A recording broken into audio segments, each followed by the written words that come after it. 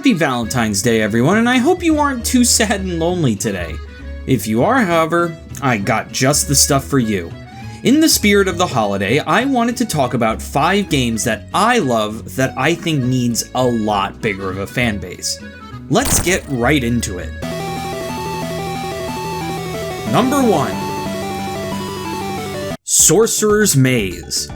This game is what happens when you mix Breakout with a fantasy game. Honestly, I've always loved Breakout. It's just a fun, addictive little game and I can never get enough of it. As long as it's fair, unlike a certain game that will be reviewed this Friday. This game is your standard fare when it comes to Breakout. You break all the blocks, you get certain power-ups like making your ball big, splitting it, what have you, and the physics in the game is just so good and really satisfying. There are also boss battles in this game as well, and they're really fun to play. This one is definitely one of my top PS1 hidden gems. Every time I play this game, I'm in danger of getting addicted to it again. Number 2. Hotel Dusk Room 215. Literally my winner for the most underrated game on the Nintendo DS. Hotel Dusk Room 215 tells the story of Kyle Hyde, an ex-NYPD detective who is looking for his partner Bradley.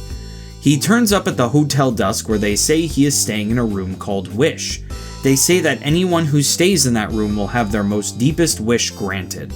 Throughout the game, you meet the other patrons of the hotel and figure out how their stories end up coinciding with each other's and how those stories connect to your search for Bradley. It's a story full of twists, turns, and great character moments, and it's a game you definitely need to play if you have a Nintendo DS. The sequel, Last Window: The Secret of Cape West, is also pretty damn good, but the original one is one of the best games I've ever played. Number 3. Okage the Shadow King. Okage is an RPG for the PS2 where you take the role of Adi. Adi lives in a quiet small town when all of a sudden, his grandfather brings home a weird bottle. After an encounter with some ghosts, Adi's sister gets inflicted with a curse that turns her shadow pink. Without much of a choice, they release the spirit that is trapped within the bottle in hopes that they will get the curse lifted. They end up summoning Evil King Stan. Yes, that is actually his name. Stan ends up merging with Ari's shadow, and the two of them set off on a quest to defeat the 7 fake evil kings, so that they may get Stan's power back and he may conquer the world, in exchange for lifting the pink shadow from his sister. This game is hilarious, has a light tone, and is fun as hell. Definitely one of the best PS2 RPGs I've ever played. Definitely give it a play if you haven't already. Number 4.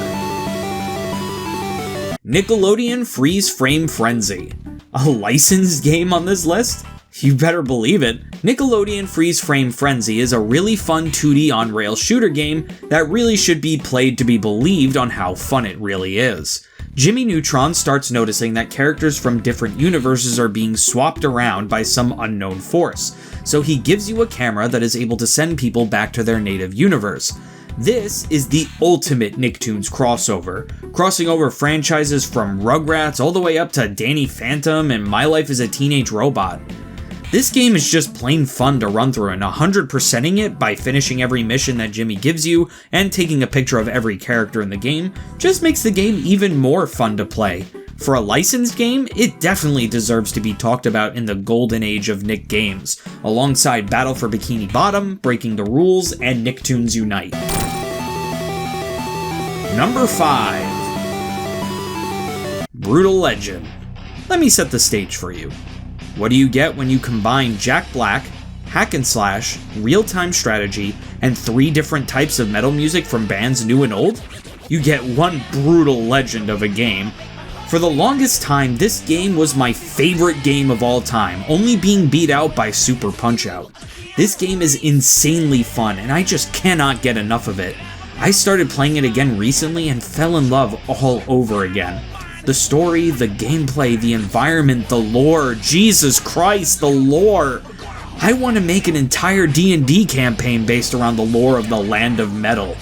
This game is in desperate need for a sequel, and since Psychonauts 2 finally came out, I think it's about high time for Eddie Riggs to dust off the old roadie equipment and get ready for a reunion tour. Those are the 5 games that I love that I think deserve more love. My goal here is to spread the love I have for these games in hopes of having you find that special game for you on this Valentine's Day. Let me know what games you love that you think deserves more love in the comments below, and if any of them intrigue me, I might stream them. Check the description below for our merch store, which has shirts, stickers, mugs, and notebooks, and become a channel member to get our content 1 week early. The more you support the channel, the more content I can make for you guys. I'm Bottles, and I bid you, my well-esteemed guests, adieu.